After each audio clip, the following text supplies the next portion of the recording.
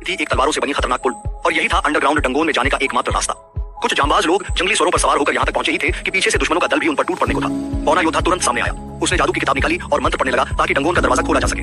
उसी वक्त उसके साथी जादूगरों ने हवा से एक मजबूत दीवार बना दी जो जमीन से आने वाले दुश्मनों को रोक सके, मगर यह दीवार सिर्फ सवारों को रोक सकती थी, आसमान में उड़ रहे दुश्मनों के सरदार को नहीं। और तभी सरदार ने हवा में उड़ते हुए एक खतरनाक मंत्र फेंका, जिसके अगले ही पल आसमान से बर्फ के नुकीले गंडासे बरसने लगे। एक बर्फ का टुकड़ा सीधा पौने योद्धा की तरफ जा रहा था, लेकिन तभी एक लड़का दौड़ता हुआ सामने आया और उसने अपनी जान पर खेलकर वो वार अपने सीने पर ले लिया।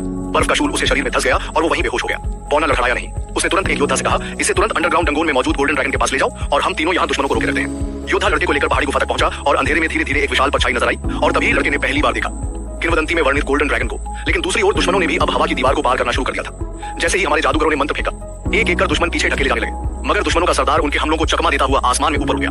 तभी एक और मुसीबत आ पहुंची। कुछ दुश्मन हवा में उड़ते हुए उनके पीछे की ओर घुस आए। उस वक्त गंजा योद्धा और जादूगर आगे से आ रहे दुश्मनों से जूझ रहे थे ताकि पीछे पौना मंत्र पढ़ सके। लेकिन जैसे ही पौना अपनी सबसे शक्तिशाली अग्नि वर्षा का मंत्र पढ़ने लगा, दुश्मन का सरदार आसमान से सीधा कूद पड़ा और उस पर हमला कर दिया। पौना फिर भी मंत्र जारी रखना चाहता था, लेकिन तभी दुश्मन ने उस पर मौन मंत्र छोड़ दिया, जिससे उसका जादू वहीं रुक गया। दुश्मन बार बार उसी मौन मंत्र से उसका जादू बाधित कर रहा था और पौना अब खतरनाक मुसीबत में फंस चुका था।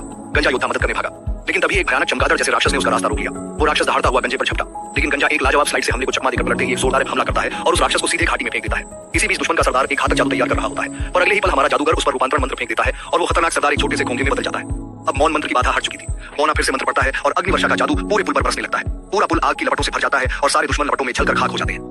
उधर शापित लड़का गोल्डन ड्रैगन के पास पहुंच चुका था। ड्रैगन ने एक पल भी नहीं लगाया, उसने फौरन लड़के की मदद करने की हामी भर दी। उसने अपना मुंह उसके सिर पर रखा और लड़के के शरीर के भीतर छिपा श्राप धीरे धीरे उसके शरीर से खींचकर बाहर निकालने लगा। वो श्राप को खुद के अंदर समेट रहा था, क्योंकि उसे लगता था दुनिया का कोई भी श्राप उसका कुछ नहीं बिगाड़ सकता। कुछ ही देर में लड़के के शरीर से सारी नकारात्मक ऊर्जा बाहर निकल गई। उसके शरीर पर बना श्राप का चिन्ह भी मिटने लगा। सबको लगा अब मुसीबत टल चुकी है, लेकिन तभी गोल्डन ड्रैगन की आंखें बदलने लगी और उसका शरीर कांपने लगा। वो अपने होश खोने लगा, मानो वो श्राप अब उसे ही अपने वश में कर रहा हो। ड्रैगन ने चीख कर कहा, सब लोग यहाँ से भाग जाओ, मैं इस ताकत को ज्यादा देर रोक नहीं पाऊंगा।